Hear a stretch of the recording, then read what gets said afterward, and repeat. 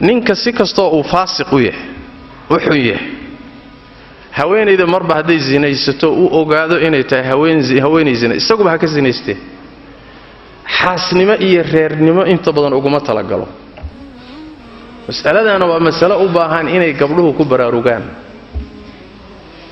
xataa ninka faasiqa wuxuu rabaa naag dhowrsoon buu rabaa waradaa kharibay ma iska wadwadad ma ogola mid nadiifuu raadinay sooma marka yuusan ku wasakhayn ninkani go'aankiisu qaadan doonaa yuusan ku wasakhayn waa mas'alo u baahan inay dumarku ku baraarugaan oo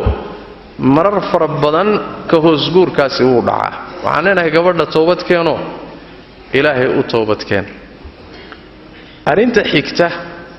oo masalada labaad iyo faraca labaad ee meesha ku jira wuxuu yahay mas'alo ka soo bixi karto haweenayda zaaniyada ee zinada ku dhacday ma la guursan karaa nin aan zaani ahayn oo nadiifa ma guursan karaa mas'alo khilaafiya siday u xoog badan tahayna wax weeyaan hadday toobad keento oo dambigii ka toobad keento waa la guursan karaa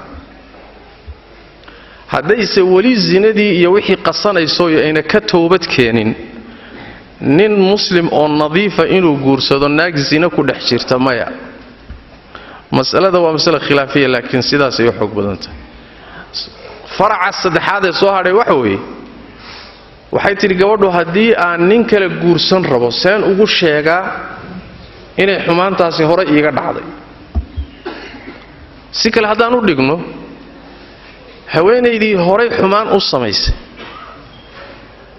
nin kale markay guursanayso ma sharti baa inay tidhaahdo war horay baan u zinaystay ma igu qaadanaysaa mise maya sharti baa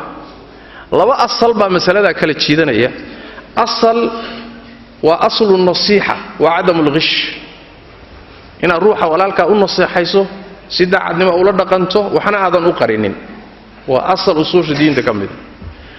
asalka labaadna waxa weeye ruuxa muslimka hadduu xumaan ku dhaco waa inuu is-asturo oosan isfadeexaynin labadaa asal baa masalada kala jiidanayo